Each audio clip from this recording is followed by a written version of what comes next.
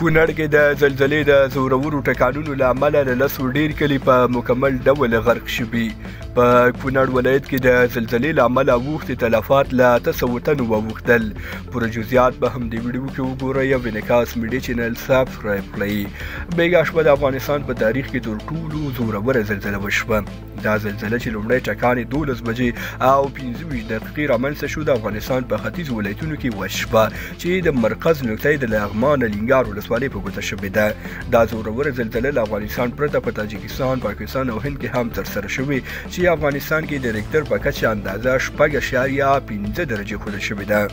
دا چې د زلزلې له امله کومې سیمې ډېرې زیانمنې شوي، کونړ کې تلفات څومره دي او څومره کلي وران کړي، د دې ټولو پوښتنو ځوابونه د دې ویډیو په وروستۍ برخه کې درکوو.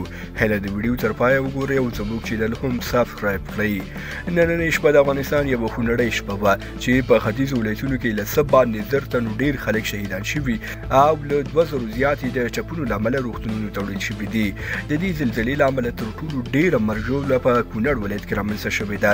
په ټولنیزو رسنیو کې د خپرو شوو راپورونو په اساس ویل کېږي چې د کونړ ولایت نږدې 10 کلي په مکمل ډول ویجاړ شوي چې له منځه یې مزار دره 400 کلي په مکمل ډول ویجاړ شوي او هیڅ روغ کلی پکې نه لیدل کېږي. خلکو ویلي چې د زلزلې اووه ځله زورور ټکانونه شوي چې وحشي او ویرونکي غږونه هم ورسره مل وو.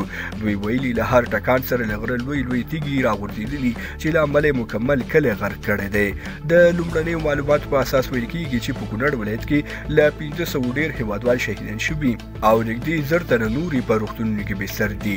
د کونړ په روغتونونو کې د بستر نشتون له امله له 1500 زیات ټپیان ننګرهار ته انتقال شوي دي. دا یو الهي عذاب و چې نن په افغان ولس راغی. په کونړ کې ترانسپورتي لارې تړل شوي خو اسلامي امارت د الوتکو په مرسته کونړ ته رسېدلي او هلته یې خپلې لومړنۍ مرستې د کونړ ولسونو سره شریکې کړي دي. په ورته وخت کې د کونړ له ولسونو سربیره په لغمان ولایت کې د لنګار ولسوالۍ، په ننګرهار ولایت کې د شینوارو، ګوشتې، درې نور او خیوي ولسوالیو په سیمو کې هم ورته ویجاړۍ رامنځته شوې ده چې سلګونو تنو د مرګ ژوبلې پیښې هم پکې ثبت شوي دي. د نورو تازه خبرونو لپاره زموږ چینل سبسکرایب او دا ویډیو له خپلو ملګرو سره شریک کړئ.